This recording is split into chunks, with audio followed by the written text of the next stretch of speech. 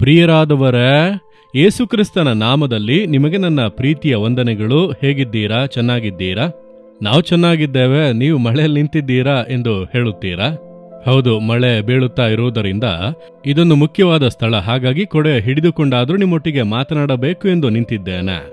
ಇದು ಇಂಗ್ಲೆಂಡ್ ದೇಶದಲ್ಲಿ ಬ್ರಿಸ್ಟಲ್ ಎಂಬಂತ ಪಟ್ಟಣದಲ್ಲಿರುವಂತ ಒಂದು ಕಟ್ಟಡವನ್ನು ನೀವು ನೋಡುತ್ತಾ ಇದ್ದೀರಿ. ಇದು ಲಂಡನ್ ಮಹಾನಗರದಿಂದ ಸುಮಾರು 200 ಕಿಲೋಮೀಟರ್ ದೂರದಲ್ಲಿ ಇದೆ. ಬ್ರಿಸ್ಟಲ್ ಎಂಬಂತ ಪಟ್ಟಣ. ಹಿಂದೆ ಒಂದು ಕಟ್ಟಡವನ್ನು ನೋಡುತ್ತಾ ಇದ್ದೀರಲ್ಲ, ಬಹಳ ದೊಡ್ಡದಾಗಿ ಇದೆ ಅಲ್ಲ. ಇದು ಸುಮಾರು 150 ವರ್ಷಗಳ ಹಿಂದೆ ಕಟ್ಟಲ್ಪಟ್ಟಂತ ಒಂದು ಆರ್ಫನೇಜ್. ಜಾರ್ಜ್ ಮುಲ್ಲರ್ ಎಂಬಂತ ಒಬ್ಬ ದೇವ ಮನುಷ್ಯರು ನಂಬಿಕೆಯಿಂದ ಈ ಒಂದು ಪಟ್ಟಣದಲ್ಲಿ ಅನಾಥರಾಗಿ ಬೀದಿ ಬದಿಗಳಲ್ಲಿ ಬಿದ್ದಿದ್ದ ಮಕ್ಕಳನ್ನು ಜವಾಬ್ದಾರಿ ತೆಗೆದುಕೊಂಡು ಪರಾಮರಿಸಲು ಆರಂಭಿಸಿದರು.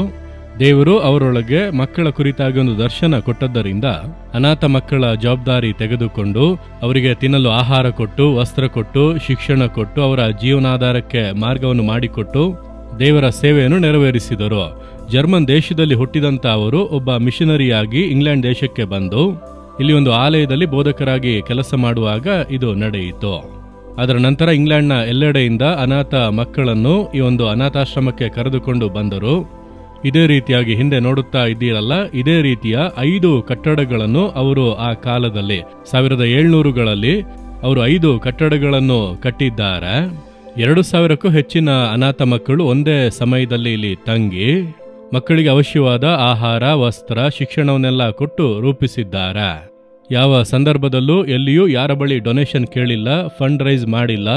ದೇವರ ಬಳಿಯಲ್ಲಿ ಮಾತ್ರವೇ ನಂಬಿಕೆಯಿಂದ ಪ್ರಾರ್ಥನೆ ಮಾಡಿ ವಿಶ್ವಾಸದಿಂದ ಕೇಳಿ ಇದನ್ನು ನಡೆಸಿದ್ದಾರೆ. ಅದುವೇ ಒಂದು ಸಾಧನೆ. ಅವರಿಗೆ ನಂಬಿಕೆಯ ವೀರರು ಎಂಬುದಾಗಿ ಒಂದು ಹೆಸರನ್ನು ಕೂಡ ಕೊಡಲಾಗಿದೆ. ನಿಜಕ್ಕೂ ಕೂಡ ಅವರು ವಿಶ್ವಾಸ ವೀರರೇ. ಅವರು ಸಾಧಿಸಿದ್ದಾರೆ. ಅವರ ಕಾಲದ ನಂತರವೂ 50 ವರ್ಷಗಳು ಈ ಸೇವೆ ನಡೆದಿದೆ. ಅದರ ನಂತರ ಇಂಗ್ಲೆಂಡ್ ಸರ್ಕಾರವೇ ಮಕ್ಕಳನ್ನು ಪರಾಮರಿಸುವಂತ ಜವಾಬ್ದಾರಿ ತೆಗೆದುಕೊಂಡದ್ದರಿಂದ ಇದು ಮುಚ್ಚಲ್ಪಟ್ಟಿತು. ಇಂದು ಈ ರೀತಿಯ ಕಟ್ಟಡಗಳಲ್ಲಿ ಕಾಲೇಜುಗಳು ನಡೆಯುತ್ತಾ ಇದೆ. ಹಾಗಿದ್ದರೆ ಎಷ್ಟು ದೊಡ್ಡ ಕಟ್ಟಡಗಳು ಎಂಬುದಾಗಿ ಯೋಚನೆ ಮಾಡಿರಿ. ಇಷ್ಟೆಲ್ಲ ಹೇಗೆ ಅವರಿಂದ ಸಾಧಿಸಲು ಸಾಧ್ಯ ಅಂದರೆ ಒಂದೇ ಒಂದು ಕಾರಣ. ಅವರು ಸತ್ಯ ವೇದವನ್ನು ನಂಬಿದರು. ಸತ್ಯವೇದದ ದೇವರನ್ನು ಅವರು ನಂಬಿದರು. ಕರ್ತನೇ ನಿಜವಾದ ದೇವರು ಎಂಬುದಾಗಿ ನಂಬಿ ಪ್ರಾರ್ಥನೆ ಮಾಡಿ ಇಷ್ಟು ಕಾರ್ಯಗಳನ್ನು ಸಾಧಿಸಿದ್ದಾರೆ. ನೀವು ಕೂಡ ನಂಬಿದರೆ ಸಾಧಿಸಬಹುದು. ದೇವರ ಮೇಲೆ ನಂಬಿಕೆಯನ್ನಿಟ್ಟು ಆತನು ನಿಜವಾದ ದೇವರು, ಆತನು ಜೀವವುಳ್ಳಂತ ದೇವರೆಂಬುದಾಗಿ ನಂಬಿ ಪ್ರಾರ್ಥನೆ ಮಾಡಿದರೆ ನೀವು ಕೂಡ ಅದ್ಭುತಗಳನ್ನು ಹೊಂದಬಹುದು. ಸರಿ, ದೇವರಿಂದು ಯಾವ ವಾಕ್ಯವನ್ನು ಹೇಳುತ್ತಾರೆ ಅಂದುಕೊಳ್ಳುತ್ತೀರಾ? ಕೀರ್ತನೆಗಳು 119:92 ವಾಕ್ಯದಲ್ಲಿ, ನಿನ್ನ ಧರ್ಮಶಾಸ್ತ್ರವು ನನಗೆ ಆನಂದಕರವಾಗದಿದ್ದರೆ ನನಗೊದಗಿದ ಆಪತ್ತಿನಲ್ಲಿ ಹಾಳಾಗಿ ಹೋಗುತ್ತಿದ್ದೆನೋ. ಈ ಸತ್ಯವೇದ ಇದುವೇ ನನ್ನ ಆನಂದ. ಇದು ಇಲ್ಲದೆ ಇದ್ದರೆ ನಾನು ಹಾಳಾಗಿ ಹೋಗುತ್ತಿದ್ದೆನೋ. ಈ ವಾಕ್ಯ ನಮ್ಮೊಂದಿಗೆ ಮಾತನಾಡುತ್ತದೆ, ನಮ್ಮನ್ನು ಸಂತೈಸುತ್ತದೆ, ನಮ್ಮನ್ನು ಬಲಪಡಿಸುತ್ತದೆ, ನಂಬಿಕೆಯಲ್ಲಿ ದೃಢವಾಗಿ ನಿಲ್ಲುವಂತೆ ಮಾಡುತ್ತದೆ.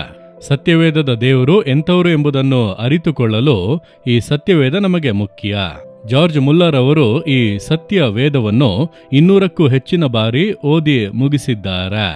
ಆದಿಕಾಂಡದಿಂದ ಪ್ರಕಟಣೆ ಪುಸ್ತಕದವರೆಗೂ ಅದರಲ್ಲಿ 100ಕ್ಕೂ ಹೆಚ್ಚು ಬಾರಿ ಮೊಣಕಾಲಿನಲ್ಲಿ ನಿಂತು ಓದಿ ಮುಗಿಸಿದ್ದಾರೆ. ಅದುವೇ ಅವರ ವಿಶ್ವಾಸಕ್ಕೂ ಪ್ರಾರ್ಥನೆಯ ಮೇಲೆ ಅವರಿಟ್ಟಿದಂಥ ನಂಬಿಕೆಗೂ ಮುಖ್ಯವಾದ ಕಾರಣ.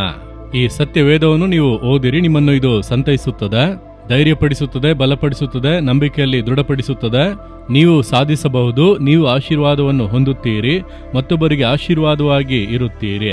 ಆ ರೀತಿಯಾಗಿ ಕರ್ತನು ನಿಮ್ಮನ್ನು ಕೂಡ ಆಶೀರ್ವದಿಸಿ ಉಪಯೋಗಿಸಲು ದೇವರ ಬಳಿ ಪ್ರಾರ್ಥನೆ ಮಾಡಿರಿ. ದೇವರೇ, ನಿಮ್ಮ ಸತ್ಯವೇದವನ್ನು ನಾನು ನಂಬುತ್ತೇನೆ, ನಾನು ವಿಶ್ವಾಸಿಸುತ್ತೇನೆ, ಅದನ್ನು ಓದಿ ಧ್ಯಾನಿಸಲು ಅರ್ಪಿಸುತ್ತೇನೆ. ನನ್ನೊಂದಿಗೆ ಮಾತನಾಡಿ, ನನ್ನೊಂದಿಗೂ ಈ ರೀತಿ ಮಾತನಾಡಿ ಅನೇಕರಿಗೆ ಆಶೀರ್ವಾದವಾಗಿ ಉಪಯೋಗಿಸಿರಿ. ಯೇಸುವಿನ ನಾಮದಲ್ಲಿ ಪ್ರಾರ್ಥಿಸುತ್ತೇನೆ. Amen, amen. Jesus redeem Kannada YouTube channel ಅನ್ನು ಸಬ್ಸ್ಕ್ರೈಬ್ ಮಾಡಿ. ಸಬ್ಸ್ಕ್ರೈಬ್ ಬಟನ್ ಕ್ಲಿಕ್ ಮಾಡಿ ಮತ್ತು ಬೆಲ್ ಬಟನ್ ಒತ್ತಿ. ಅನುದಿನ ಕಾರ್ಯಕ್ರಮದ ಮಾಹಿತಿ ಪಡೆಯಿರಿ.